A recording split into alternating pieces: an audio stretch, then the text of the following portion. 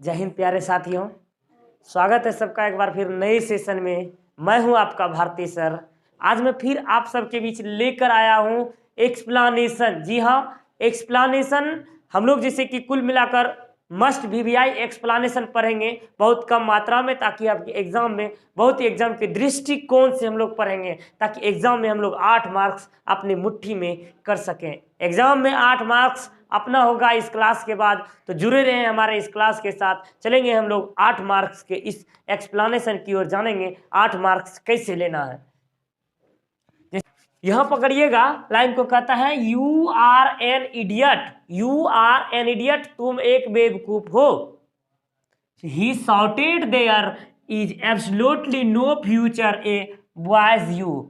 अब देखिएगा, ही shouted, चिल्लाया, वो झल्लाया कि तुम जैसे लड़कों का कोई भी वास्तव में कोई भी फ्यूचर नहीं है। जरा थिंक कीजिए, जरा सोचिए। हम लोगों ने पढ़ा है द आर्टिस्ट चैप्टर में, एक लड़का था जापानीज बॉय जिसका नाम था सेबी। जी हाँ, सेबी जो नाम था उसका, वह जो था ना, मतलब कि उसको, मतलब कि गार्ड जो था, लौकी जो था, उसको पॉलिश करने का, उसको डेंटिंग पेंटिंग करने का बहुत ज़्यादा शौक था। इसीलिए वह जो था एक दिन क्लास में पकड़ा गया था टीचर्स के हाथों में। इथिक्स अर्थात मैथमेटिक्स का टीचर था, हम लोगों को एनसीईआरटी बुक में इथिक्स दिया हुआ है।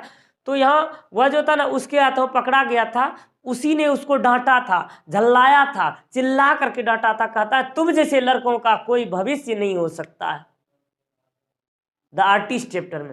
तो यहां देखेंगे यू आर एन इडियट, इस लाइन को पकड़ेंगे बेटा, तो यहां देखेंगे यू आर एन इडियट। ये लाइन सिर्फ और सिर्फ द आर्टिस्ट चैप्टर में बोला गया आपके एनसीईआरटी में से, और इसको एक टीचर के द्वारा कहा गया था। यहां बोलेंगे the present line has been taken from a pieces of prose the artist composed by short story Japanese writer Shiganoya. अर्थात शिगानोया जो था एक जापानीज राइटर था। शिगानोया जो था एक जापानीज राइटर था, और जापानीज लड़के की ये कहानी है। तो यह प्रस्तुत पंक्ति जो है एक बहुत ही सुंदर सी कहानी की संरचना द आर्टिस्ट से लिया गया है, जो कि जिसके की राइटर शिगानोया जी हैं। एक शॉर्ट स्टोरी अपने ख्याति और विख्यात के लिए प्रख्यात रहे हैं। अर्थात in this present line the writer Shiganoya is taking about a 12 years talented Japanese boy. कहते हैं यहाँ जो है ना, इन दिस प्रेजेंट लाइन, इस प्रस्तुत लाइन्स के माध्यम से कवि महोदय ने, सॉरी, लेखक महोदय ने, शिगानोया जी ने यह बताने का प्रयास किया है। शिगानोया जी ने बताने का प्रयास किया है यहाँ 12 ईयर्स जापानीज बॉय के बारे में बताया, यानी 12 साल के उस सेबई के लड़का, सेबई नाम का एक लड़का था, उसी के बारे में यहाँ बताया गया है। अर्थात सेबई की उम्र 12 वर्ष की थी, और Seibei gourds and the painting them. अर्थात 12 years boy, Japanese boy Seibei gourd and painting them. अर्थात उसके द्वारा जो लौकी और उसको पेंट किया जाता था, उसको जो पॉलिश किया जाता था, उसी के बारे में यहाँ बताया गया है। He used to paint the guard not only his home. वह जो था पेंट केवल लौकी को जो पेंट था वह घर में ही नहीं किया करता था, बल्कि but also in his classroom when teacher teaches. बल्कि जिस वक्त टीचर पढ़ा रहे होते थे उस समय भी यह, मतलब कि लौकी को पेंट किया करता था, उसको सजाया करता था, संवारा करता था। One day the teacher look Seibei polishing the gourd and shorted at him this line and. और उन्होंने जो है, एक दिन हुआ कि एक दिन टीचर जो था ना, एक दिन टीचर इसको देख लिया, और वही देखने के दौरान, देखने के बाद ये झल्लाते हुए, पॉलिश करते हुए देखा, तो ये झल्लाते हुए यह लाइन बोला था, you are an idiot, you are an idiot। he shouted there absolutely no future for you, for as boy you। कहने का आशय है for as boy you, कहते तुम जैसे लड़कों का कोई भविष्य ही नहीं हो सकता। कहते तुम जैसे लड़कों का कोई भविष्य नहीं हो सकता। ये इस प्रकार से कवि महोदय ने, लेखक महोदय ने यहाँ बताया हुआ था। आप लोगों को समझ में आई? फिर से चलिए एक बार फिर से मैं बता देता हूं। यह प्रस्तुत पंक्ति जो है मतलब the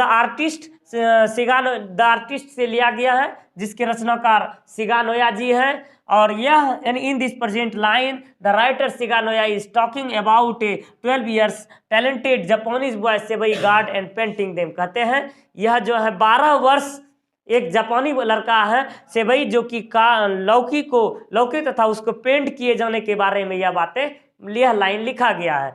he use to paint the gourds not only his house, वह अपने घर में ही केवल लौकी को मतलब पेंट नहीं किया करता था, बल्कि but also in his classroom when teacher teaches, बल्कि जब टीचर उसको पढ़ाया करते थे उस दौरान भी वह इस प्रकार से एंटिंग पेंटिंग क्या करता था। One day the teacher looks sevai polishing the guards and shotted him at him this line, और एक दिन जब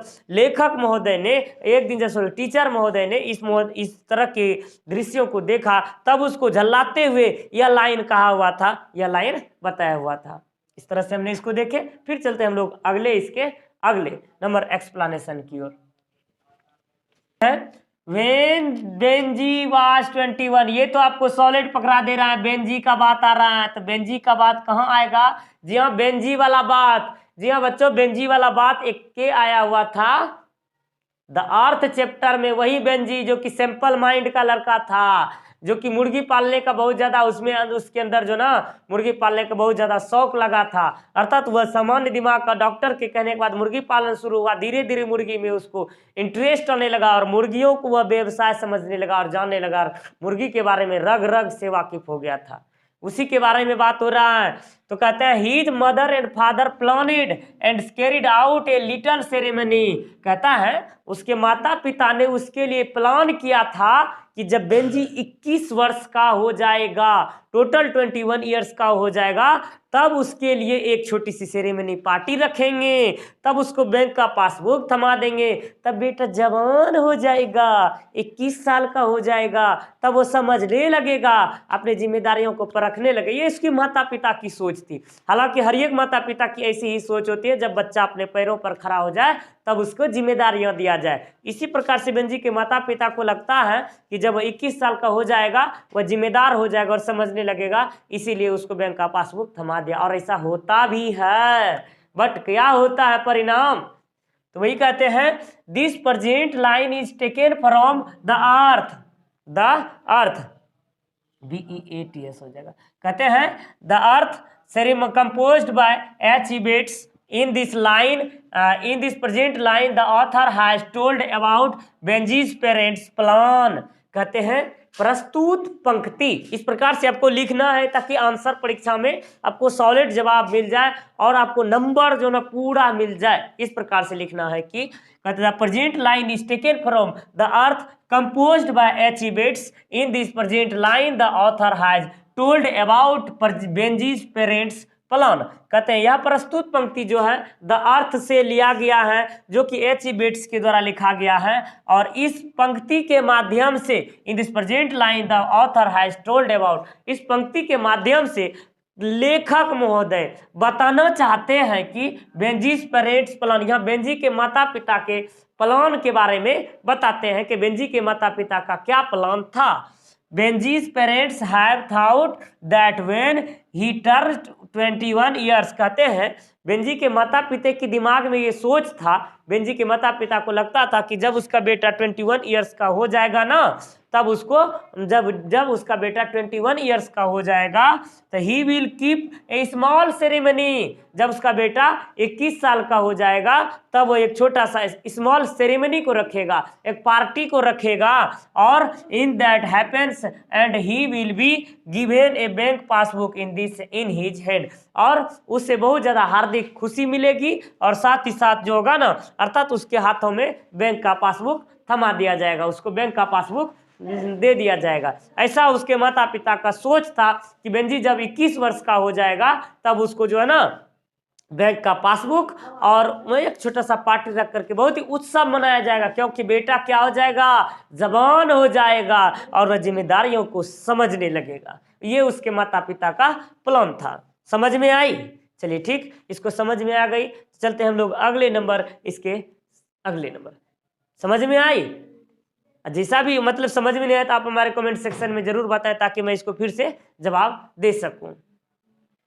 चलिए हम लोग चलते हैं अगले नंबर में। कहते हैं and as we walk we make a place that we shall always march ahead. कहने का आशय है एज यानी एंड एज वॉक मतलब यात्रा के दौरान, टहलने के दौरान, अर्थात इस वहाँ युद्ध के दौरान जो वहाँ मतलब कि निग्रोज और घेटोज के बीच में जो युद्ध चल रहा है, अर्थात अपने अपने अधिकार को लेकर के जो युद्ध चल रहा है, इस दौरान we make place that we sell march head, अर्थात मार्टिन लूथर किंग जी का कहना था जब हमने इन चीजों के लिए परिपथ पर कदम बढ़ा दिया है, जब हमने इन चीज के लिए अपने अधिकार के लिए हमने कदम को बढ़ा दिया है, यह अंतिम सांस तक चलेगा और जब तक इसको लक्ष्य प्राप्त नहीं किया जा सकता यह मार्च एहेड करता रहेगा, अर्थात निरंतर गति करता रहेगा और निरंतर चलता रहेगा। अब देखिएगा and as we walk and make a place that we shall always march ahead. अब देखिएगा एक ही लाइन इसको पकड़ सकते हैं, मार्च अहेड मतलब निरंतर गति से चलता रहेगा, निरंतर प्रयासरत रहेगा।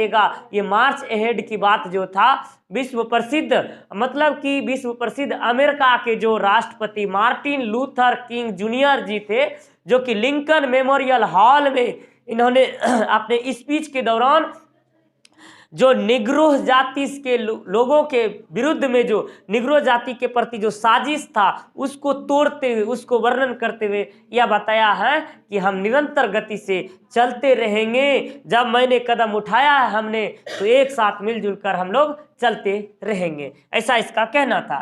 तो बोलेंगे इसको the present line has been taken from a very beautiful prose passage I have a dream. कहते हैं यह प्रस्तुत पंक्ति जो है बहुत ही कविता की एक बहुत ही सुंदर सी रचना आई हैव ए ड्रीम, अर्थात मेरा एक स्वप्न है, मुझे एक स्वप्न है से लिया गया I have it I and this present line has been taken from a very beautiful prose passage I have a dream.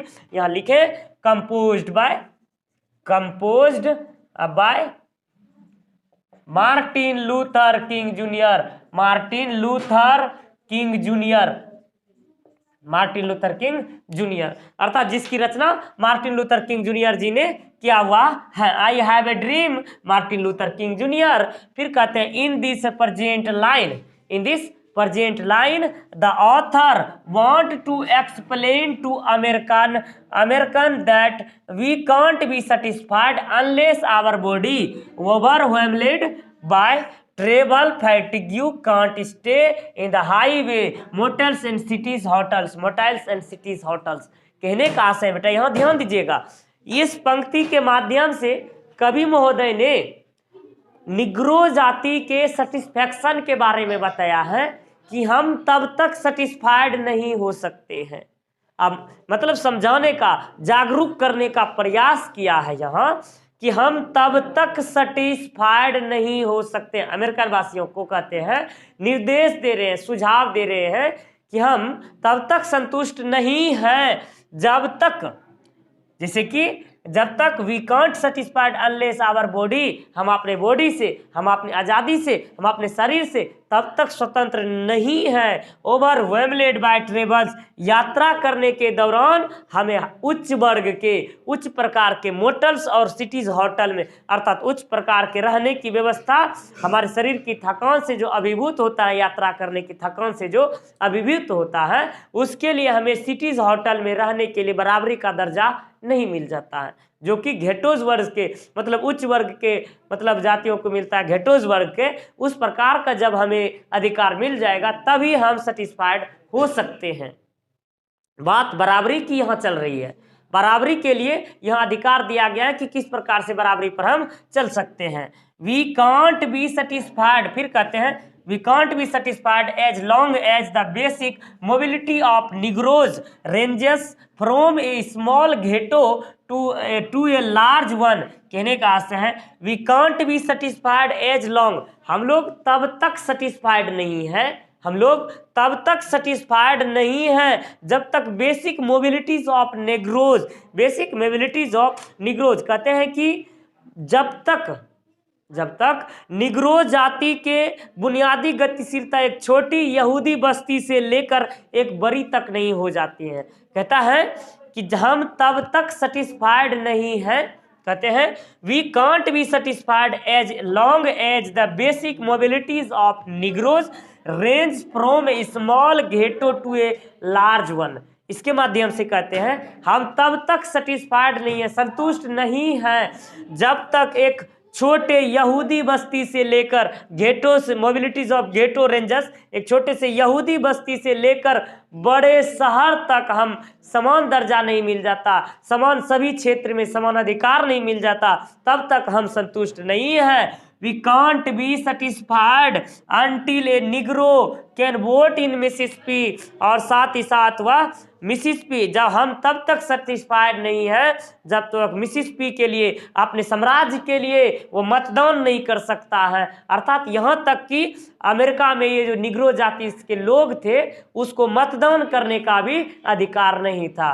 याद रखेंगे इसको, मतदान करने का भी जो था ना उसको अधिकार नहीं था। इतना दबे सताए थे कि उसको जो ना इतना भेदभाव था, इसी भेदभाव के प्रति इन्होंने जोरदार शब्दों में देखिए कहते nature without check without original energy, कहता है प्रकृति जो है ना मूल ऊर्जा के बिना जांच के बिना प्रकृति, कहते हैं मूल ऊर्जा के बिना जांच के बिना यानी कहते हैं प्रकृति का जो ऊर्जा होता है मूल ऊर्जा, प्रकृति की ऊर्जा के बिना उसके शरीर में एनर्जेटिक अर्थात मूल ऊर्जा नहीं हो सकते हैं। कहता है कि हमारे शरीर में जो एनर्जी आता है वह हमारे प्रकृति दृश्यों से आते हैं, अर्थात प्रकृति से ही आते हैं। वही कहते हैं nature without check without original energy. आप देखेंगे अर्थात प्रकृति के बारे में, अपने बॉडी के बारे में सबसे पहले समझिएगा, अपने बॉडी के बारे में, खुद के बारे में समझिएगा, खुद के बारे में किस पार्ट में बात किया गया?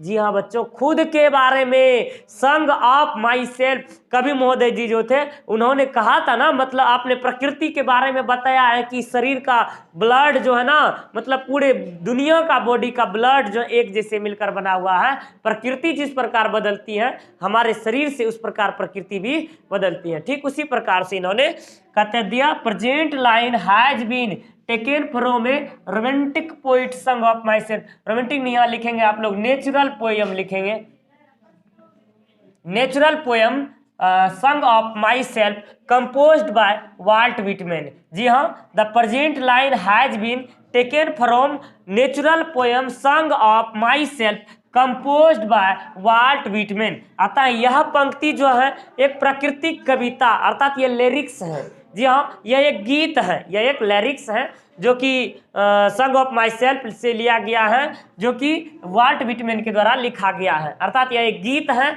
जो कि song of myself Walt Whitman के द्वारा लिखा गया है। In this line here the poet compares his approach to nature like nature experience good and bad. कहते हैं यहाँ कवि महोदय ने इस पंक्ति के माध्यम से कवि महोदय ने प्रकृति का अप्रोच जो है, प्रकृति का यहाँ कवि महोदय ने कि प्रकृति के प्रति अपने दृष्टिकोण की तुलना करता है। कवि ने अपने प्रकृति नेचर के प्रति जो है उसका जो दृष्टिकोण है अर्थात उसके प्रति नेचर क्या है उसके बारे में तुलना करता है, और वह बताते हैं कि जैसे कि वह अपने जीवन में प्रकृति का अच्छे और बुरे दोनों समय का खुल करके अनुभव करना चाहते हैं। वही कहते हैं like nature experience good and bad but it never stop it and always become energetic and beautiful. कहते हैं प्रकृति में अच्छा समय बुरा समय दोनों प्रकार के समय आते हैं। समयांतराल बदलते हुए परिवेश के अंतराल वो बदलते रहते हैं, लेकिन कभी प्रकृति मतलब कि डिकम्पोज्ड नहीं होती है, डिसएनर्जेटिक नहीं होती है। अर्थात प्रकृति जो होती है हर एक मौसम में अपने आप को ढालती है, अपने आप को खुद को एनर्जेटिक करती है, अपने आप को समझा लेती है, अपने आप को मतलब हर एक परिवेश में जो है ना अपना कंपेयर कर लेते हैं अर्थात अपने आप को ढाल लेती है।